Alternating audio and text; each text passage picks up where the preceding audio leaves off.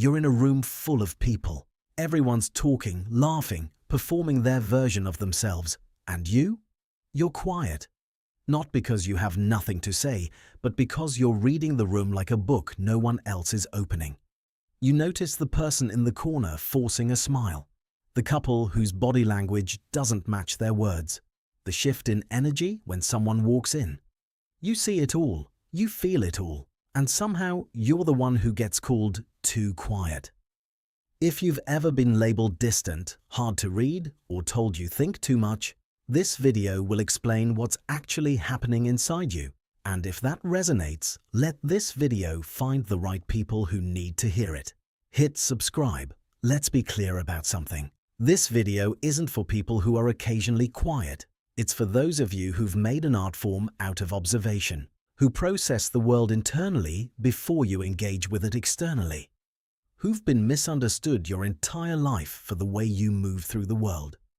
Here's what we're going to explore: the actual psychology behind why some people observe more than they speak. Whether this is introversion, a trauma response, or something else entirely. The hidden strengths that come with this way of being, and yes, the potential traps too. And finally, how to know if your silence is coming from a place of peace or a place of protection. Because here's the thing, this isn't about glorifying silence or pathologizing it. It's about understanding it, understanding yourself. So let's go deep. The brain's threat detection system. Let's start with your brain, specifically the part of your brain that's always asking one question: am I safe?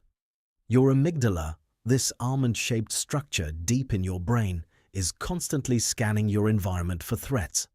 It's ancient survival wiring, and for some people, this system is set to high sensitivity. Not because something's wrong with you, but because at some point, your brain learned that paying close attention kept you safe. So when you walk into a room and immediately sense tension before anyone said a word, that's not anxiety, that's pattern recognition. Your brain has logged thousands of micro-expressions, vocal tones, body language cues, and it's processing all of that in real time. You're not paranoid, you're perceptive. You notice who's uncomfortable before they say they're fine. You sense an argument brewing before voices are raised. You feel the emotional temperature of a space the way others feel the physical temperature. And this isn't a superpower you asked for, it's often a survival skill you developed. Now, here's where it gets nuanced. Because there's a difference between introversion and hypervigilance. And a lot of quiet observers live somewhere between the two. Introversion is a temperament. It means your nervous system prefers less stimulation. You recharge in solitude. You process internally before speaking externally. You think to talk rather than talk to think. There's nothing traumatic about it. It's just how you're wired. But hypervigilance? That's different. That's a learned behavior. That's your nervous system stuck in defense mode because at some point it had to be. Hypervigilance isn't about preference, it's about protection. It's scanning every room for danger because once upon a time, not scanning meant getting hurt. And here's the question that might hit home. Am I quiet because I'm introverted or because I learned that speaking up wasn't safe? Maybe it's both. Maybe your natural temperament got reinforced by experiences that taught you observation equals survival. And that's okay. Understanding the difference doesn't erase your past. It just helps you understand your present. Now let's talk about how your mind actually works. People who stay quiet but observe everything tend to have what's called high cognitive empathy. That means you don't just feel what others feel. You understand why they feel it. You pick up on subtext, motives, hidden emotions. You read between the lines because you've learned that what people say and what they mean are often two different things. You also have strong pattern recognition. You connect dots that others don't even see as dots. You remember how someone acted 3 months ago and notice when their behavior shifts now. You see the full picture while others are focused on the frame. And you're a reflective thinker. You don't react, you respond. You take in information, process it, consider it from multiple angles, and then you engage, if you engage at all. But here's the cost nobody talks about: mental exhaustion, constantly reading people, interpreting subtext, managing emotional data from everyone around you. It's draining. By the end of the day, you're not tired from talking, you're tired from translating. So where does this come from? For a lot of people, it starts early. Maybe you grew up in an environment that was unpredictable, where the emotional climate could shift without warning, where you learned to read the room not out of curiosity, but out of necessity. You had to know if it was safe to ask for something, safe to express a need, safe to exist loudly. Maybe you were the calm kid, the mature one, the one who didn't cause problems because you saw what happened when others did. You learned that silence equaled safety, that speaking up equaled punishment, dismissal, or worse, being too much. And so you became an observer. You learned to watch your parents' face to know what kind of day it was going to be. You developed an emotional radar that told you when to make yourself small, when to stay quiet, when to disappear. This wasn't a choice. This was adaptation, and your brain got really, really good at it. Repeated invalidation. Or maybe it wasn't about danger. Maybe it was about invisibility. Maybe you grew up being talked over, interrupted, ignored, misunderstood so many times that eventually you just stopped trying. Not because you had nothing to say, but because the people around you made it clear they weren't really listening anyway. And so your silence became strategic. Why bother sharing your thoughts when they'll be dismissed? Why be vulnerable when it won't be met with care? Why speak when no one's actually hearing you? This isn't shyness. This is protection. This is your heart, learning to guard itself because openness didn't feel safe. Overstimulation and sensitivity. And then there's this. Some of you are just wired with a more sensitive nervous system. If you're a highly sensitive person, and research suggests about 20% of people are, your brain processes everything more deeply. Sounds, emotions, environments, social dynamics.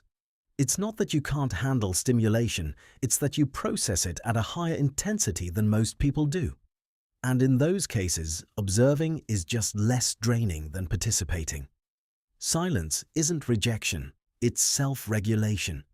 It's how you stay grounded in a world that often feels like too much. Now, let's talk about what nobody tells you. The gifts that come with being this way.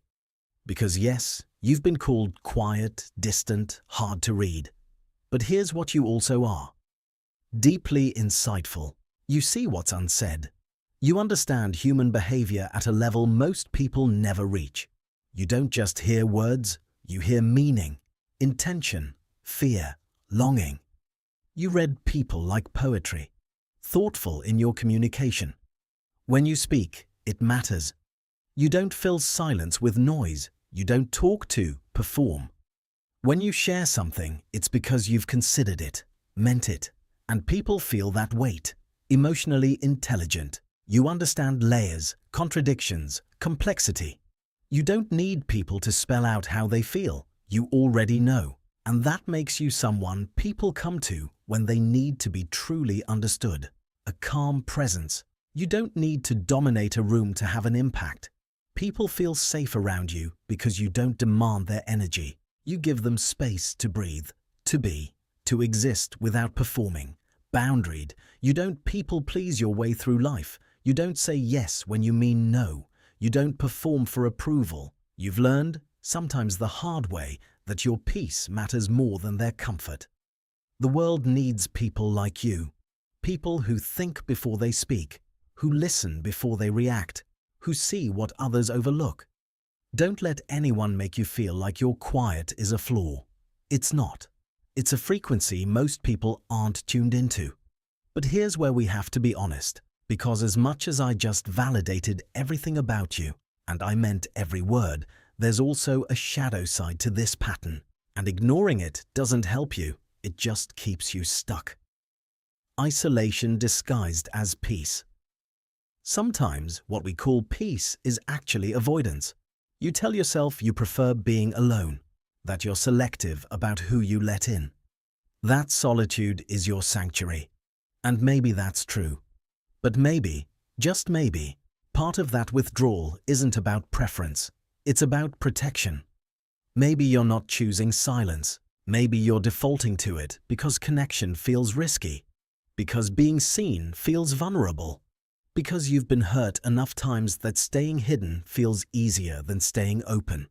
There's a difference between needing space and hiding in it, and only you know which one you're doing. Overanalyzing instead of engaging. Here's another trap: getting so stuck in observation that you forget to participate. You analyze, you predict, you run through every possible outcome in your head. You imagine what someone might say, how they might react, what could go wrong, and by the time you're done thinking, the moment's passed. Your observation becomes a shield, a way to stay in control, a way to avoid the vulnerability of not knowing how things will go. You know exactly what someone's thinking, but they don't know you because you never let them in. The loneliness. No one sees.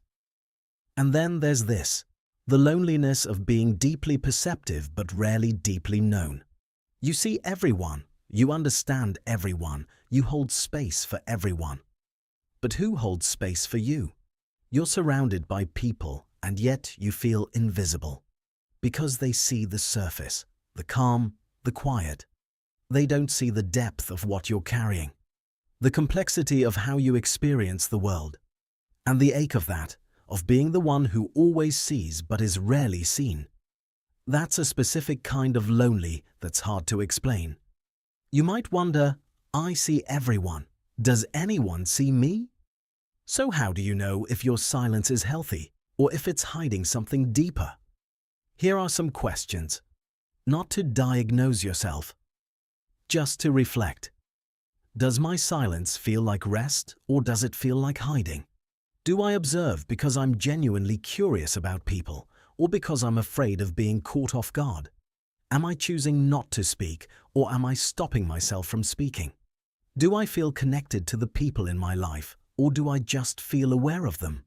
Can I be vulnerable when it matters or do I only show people what feels safe? There's no right or wrong answer here, just honesty. Just you sitting with yourself and asking, is this serving me? Or is this protecting me from something I'm ready to face? Here's what I want you to know. Your silence has protected you. It's kept you safe in spaces that weren't. It's given you insight that others don't have. It's made you thoughtful, deep, emotionally intelligent. It's not something to fix, but your silence has also kept you hidden. From connection, from being fully known. From the kind of intimacy that requires you to let someone past the observation and into the truth of who you are. And maybe the question isn't whether you should talk more. Maybe the real question is, do you feel safe enough to be seen? Because here's the thing, the right people, the ones worth knowing, they don't need you to perform. They don't need you to fill every silence or prove your worth with words. They see you even in your quiet. They value you not despite your depth, but because of it. What if you didn't have to change? What if you just had to find people who were willing to meet you where you are? People who don't mistake your silence for absence, but recognize it as presence, the deepest kind. You don't owe anyone your voice.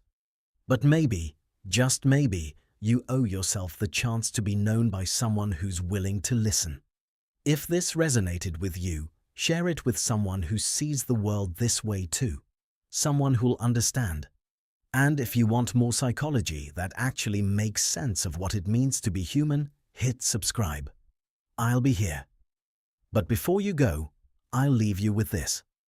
Are you quiet because you're protecting yourself, or because no one's earned your voice yet? Think about that.